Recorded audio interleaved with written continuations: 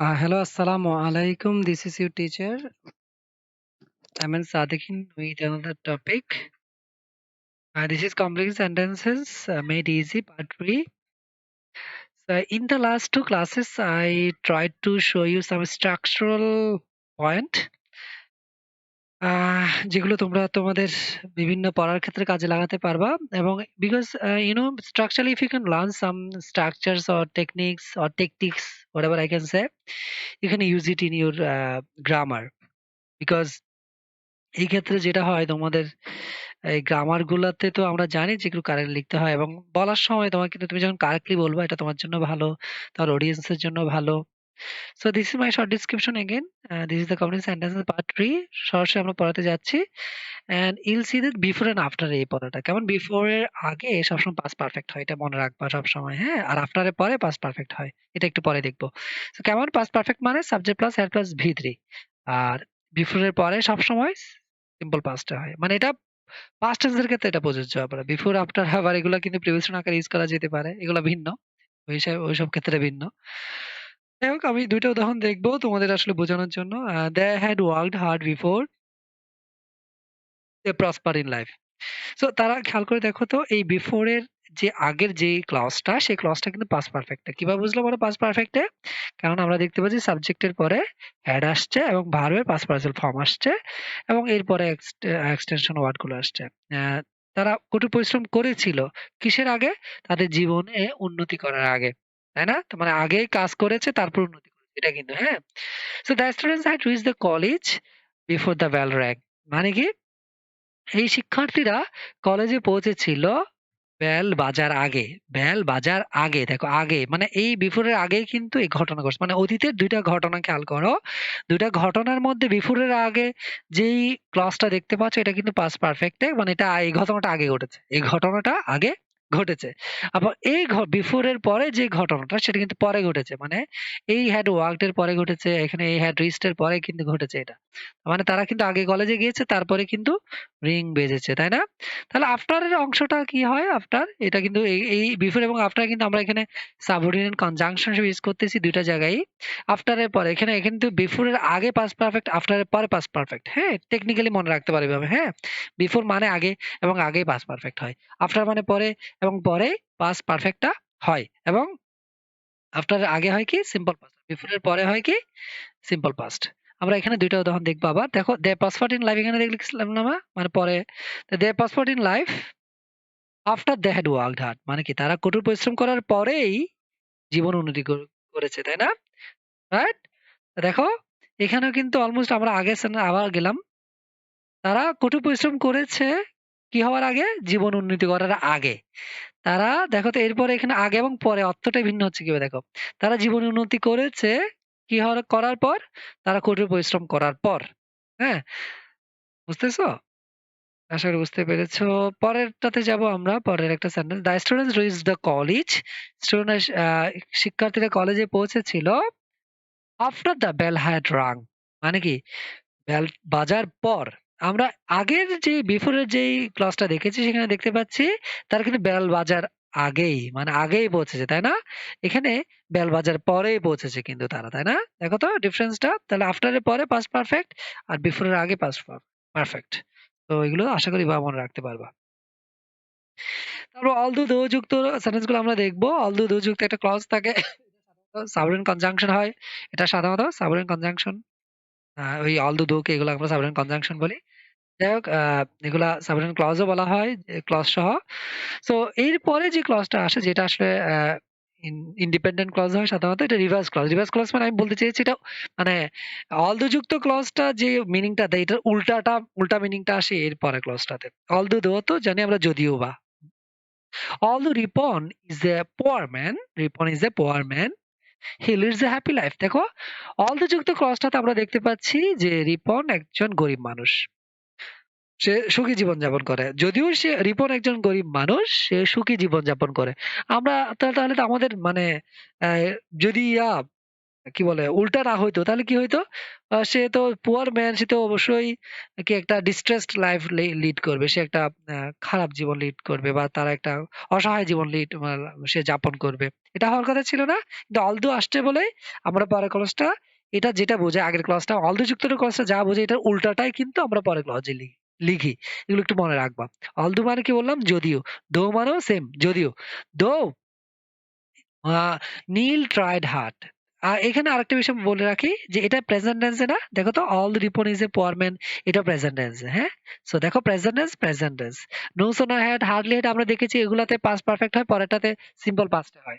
কিন্তু এগুলাতে দেখো এটা প্রেজেন্ট টেন্স, এটা প্রেজেন্ট টেন্স। এটা দেখো পাস্ট টেন্স, পরেরটা পাস্ট টেন্স এ লিখতে হবে আমাদেরকে, হ্যাঁ? Though নীল tried hard যদিও নীল কঠোর আ ভাবে চেয়েছিল, খুব প্রচন্ডভাবেই চেয়েছিল, চেষ্টা করেছিল। He could not do well in life. সে জীবনে ভালো করতে পারে নাই। আমরা জানি পরিশ্রম করলে তো ভালো করে। কিন্তু এটা উল্টাটা হয়ে গেছে, তাই না? সো সেই ক্ষেত্রে আমি এটা রিভার্স ক্লজটা বলেছি আসলে। হ্যাঁ? আসলে তোমরা বুঝতে পেরেছো। সিন্স অ্যাজ বিকজ যুক্ত ক্লজ যখন আসে আমরা সিন্স অ্যাজ বিকজ সিন্স মানে যেহেতু অ্যাজ মানেও যেহেতু এখানে বিকজ মানেও যেহেতু এই অর্থে ইউজ করা হয়েছে। সো এই ক্লজটা থাকলে পরের ক্লজটা আপনার রেজাল্ট ক্লজ হয়। মানে কি এটা করেছে বলে এটা হয়েছে এই টাইপের। যেমন দেখি তো আমরা সেন্টেন্স দেখব। Since Rumel is sincere in his business যেহেতু রুমেল তার ব্যবসায় সিনসিয়ার বা একনিষ্ঠ he will do well in life সে জীবনে ভালো করবে দেখো এটা কিন্তু রেজাল্ট তাই না রেজাল্ট না সে সিনসিয়ার বলেই ভালো করতেছে কিন্তু আগেরটাতে অলদযুক্ততা উল্টাটা হয়ে যাচ্ছে as Ilias was A শ্রোড man শ্রোড মানে চতুর হ্যাঁ কৌশলী বা আমরা বলতে পারি চৌকস এই অর্থে ইউজ করতে পারি বাংলায় so as Ilias was a short man past টেন্সে দেখো পাস্ট টেন্সে না পরটা পাস্ট টেন্সে যাবে he manage to get the deal সে ডিলটা সে চুক্তিটা ম্যানেজ করেছিল সে ম্যানেজ করতে পেরেছিল কিভাবে দেখো because Nasir has completed the homework যেহেতু নাসির হোমওয়ার্কটা করেছে করেছে বিকজ যেহেতু হচ্ছে দেখো he has been given a reward তাকে একটা রিওয়ার্ড বা একটা পুরস্কার দেওয়া হয়েছে দেখো তো প্রেজেন্ট টেন্স তাই না দেখো পাস্ট টেন্স এই টেন্স গুলো কিন্তু পাস্ট টেন্স প্রেজেন্ট টেন্স এভাবেই হবে হ্যাঁ এই সব এই রুলস গুলার ক্ষেত্রে কিন্তু মনে রাখবা খালি সিন যুক্ত ক্লজটা যে যদি আসে তাহলে এটা আমরা রেজাল্ট মানে একটা রেজাল্ট হয় টাইপের কিছু একটা লিখবো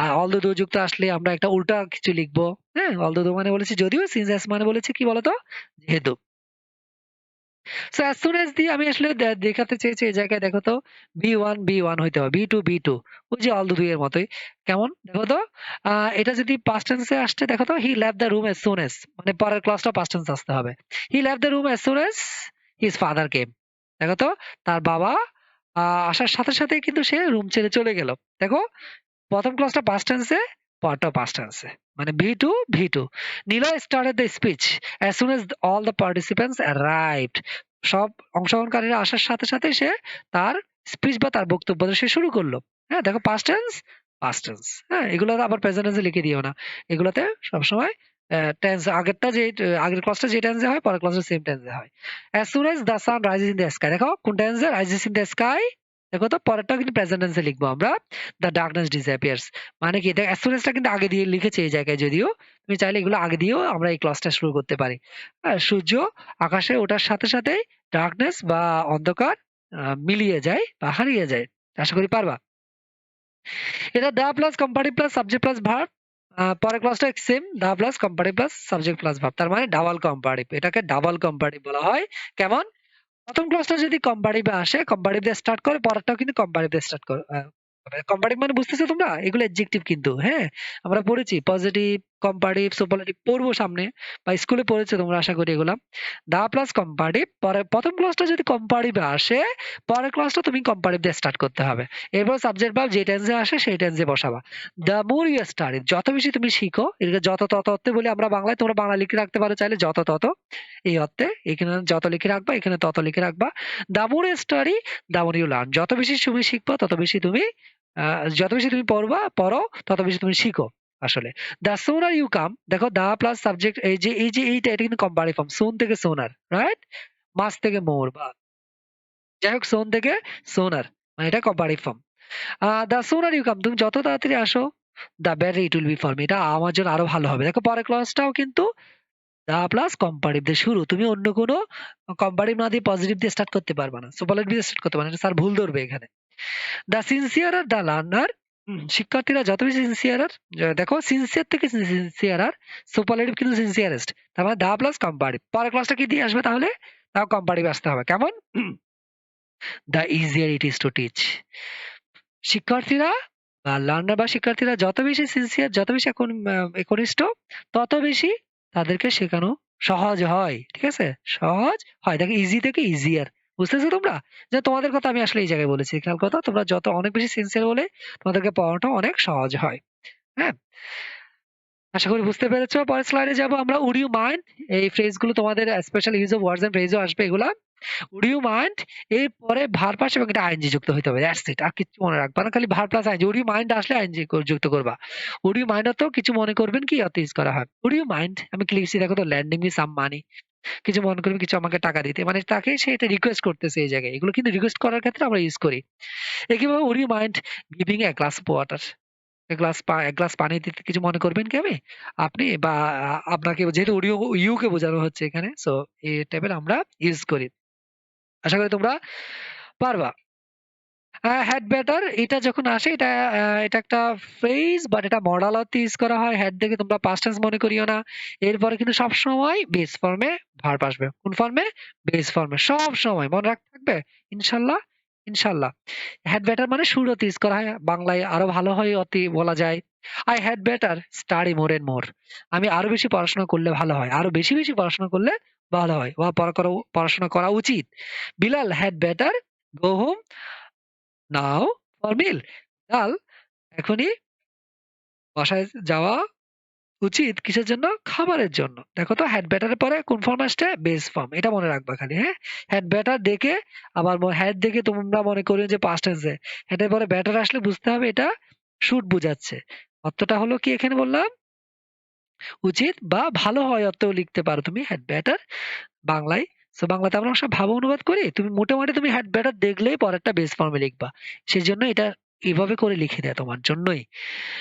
আমরা পরের ইয়েতে দেখবো টিল আনটিল দিয়ে। টিল আনটিল টিলা তো যতক্ষণ পর্যন্ত, আনটিল মানে যতক্ষণ না, বাংলা এভাবে বলি আমরা। Wait here till until your father comes. তোমার বাবা না আসা পর্যন্ত এখানে থাকো তুমি। অপেক্ষা অপেক্ষা করো। উই ওয়েটেড পাস্ট টেন্সে, পরেরটা পাস্ট টেন্সে যাবে।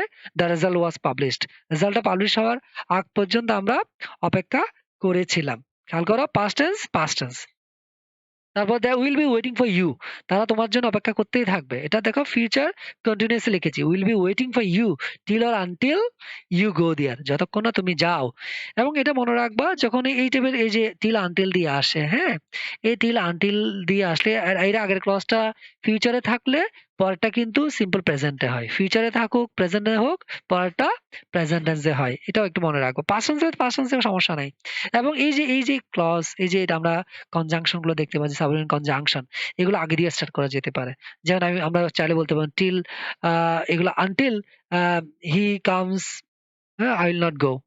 মানে কি সে না আসলে আমি যাব না। বলা যায় চাইলে। তাই না? আচ্ছা, টু এটা আমরা লাস্ট ক্লাসে দেখেছিলাম।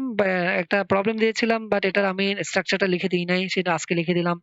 The poem was too difficult for him. Too এটা নেগেটিভ। পরের ক্লজটা পুরো সেন্টেন্সটা মিলে আসলে নেগেটিভ একটা অর্থ দেয়। এতই যে না অর্থে, যেমন the poem was too difficult for him. পয়েমটা তার জন্য এতই কঠিন ছিল যে মেমোরাইজ প্রপারলি, সে মেমোরাইজ করতে বা মুখস্থ করতে যথাযথভাবে মুখস্থ করতে পারে নাই। দেখো পারে নাই। দেখো তো নেগেটিভ বোঝাচ্ছে না?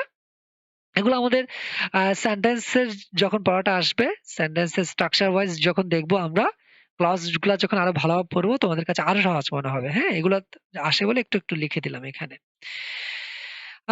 এটা তোমরা মনে রাখো, নোট করে দিয়েছি আমি। Double integrative can not be used in a sentence. মনে রাখতে হবে একটা সেন্টেন্স আমরা ডাবল ইন্টিগ্রেটিভ ইউজ করতে পারবো না। একটা ইন্টিগ্রেটিভ ইউজ করলে পরেরটা ইন্টিগ্রেটিভ ইউজ করা যাবে না। যেকোনো প্রথমটাই ইউজ করতে হবে। এখানে ডোন্ট সে এবং ডোন্ট রাইট বা সে বা রাইট এভাবে দিয়ে লেখা। দেখো তো এটা আমি টেবিলে এনেছি এই জায়গায়। সেটা কি do you know where is he? বলা যাবে না, ভুল। কারণ ডু ইউ নো অলরেডি একটা প্রশ্ন। তুমি আরেকটা প্রশ্ন করতে পারবে না। তাহলে কি বলতে হবে? Do you know where he is? Do you know where he is? দেখো এটা প্রশ্ন আসছে বলে এটা অ্যাসার্টিভ হয়ে গেছে, তাই না? সো পরের ক্লজটা সবসময় অ্যাসার্টিভ লিখতে হবে। এইভাবে প্রশ্ন আসলে তুমি পরের ক্লজটা অবশ্যই অ্যাসার্টিভ লিখবে। অ্যাসার্টিভ লেখা মানে কি সাবজেক্টের পরে ভার্ব আসে। কিন্তু ইন্টিগ্রেটিভে কি হয়?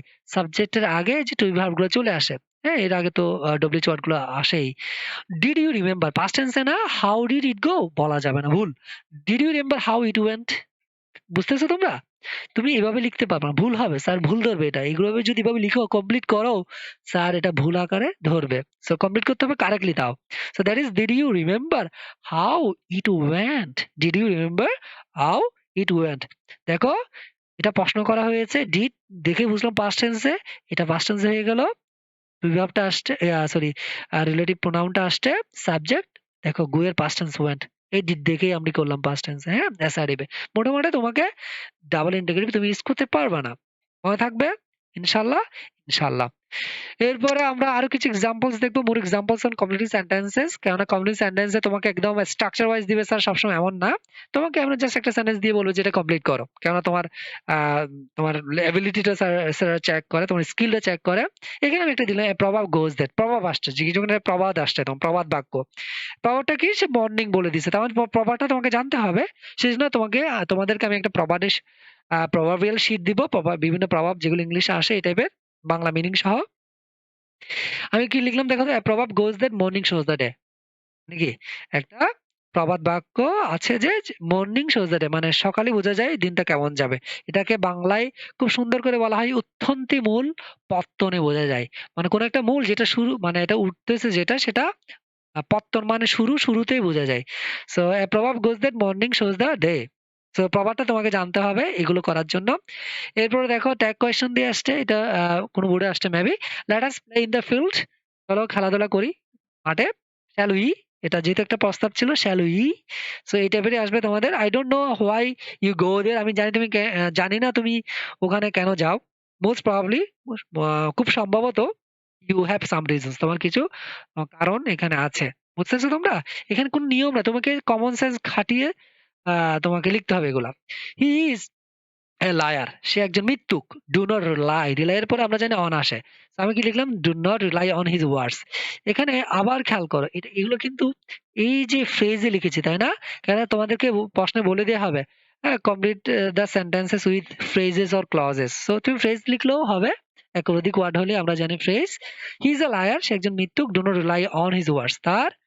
আহ, কথায় বিশ্বাস করিও না বলতে চাচ্ছি এখানে রিলাই বা নির্ভর করিও না দেয়ার ইজ নো বডি আমাদের জন্য একটা ক্লু হলো he hence happiness is a relative term সেজন্য বলা হচ্ছে কি হ্যাপিনেস বা সুখটা হলো একটা আপেক্ষিক শব্দ দেয়ার ইজ নো বডি তার কি লিখতে পারি হু ইজ পারফেক্টলি হ্যাপি মানে কোনো ব্যক্তি যথাযথভাবে সুখী না there is nobody who is perfectly happy বুঝতেছো তোমরা দেখো এখানে কিন্তু তুমি ওই যে কোনো স্ট্রাকচার নিয়ম নাই এইভাবে তুমি তোমার কমন সেন্স খাটিয়ে এটা তো লিখতে পারে চাইলে প্রেজেন্ট টেন্স আসতে বলে প্রেজেন্ট টেন্স লিখেছি এখানে এগুলো একটু চাইলে তোমরা চেষ্টা করতে পারো ইট ওয়াজ ভেরি হট আউটসাইড বাইরে অনেক গরম ছিল নোবডি অ্যাকচুয়ালি ওয়ান্টেড কি টু গো আউটসাইড দেখো এটা একটা ফ্রেজ এটা ইনফিনিটিভ ফ্রেজ মডিফাইস এ পড়েছো না কেউ বাইরে যেতে চায় নাই কেউ বাইরে যেতে চায় নাই এটা কোনো নিয়মই তুমি আসলে বাদতে পারবা না জাস্ট এভাবে করে তুমি প্র্যাকটিস করে পারবা হোয়ার ইজ লট এটা একটা প্রবাদ লিখলাম ক্যান নট বি ব্লটেড মানে কি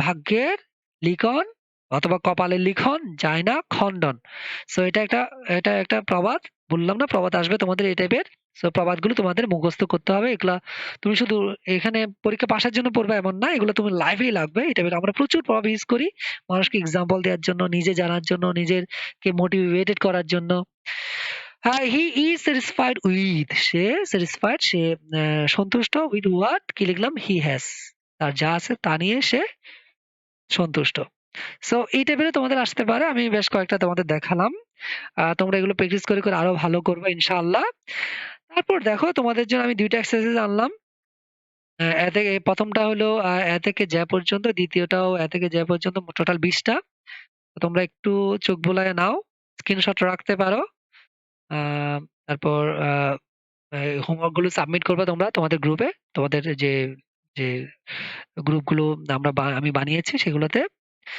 সো এটুকুই তোমরা ভালো লাগলে অবশ্যই you must like my videos comment করতে পারো ওখানে চাইলে and you can subscribe you can share it with your friends huh? So that's all for today. May Allah bless you. Allah Hafiz.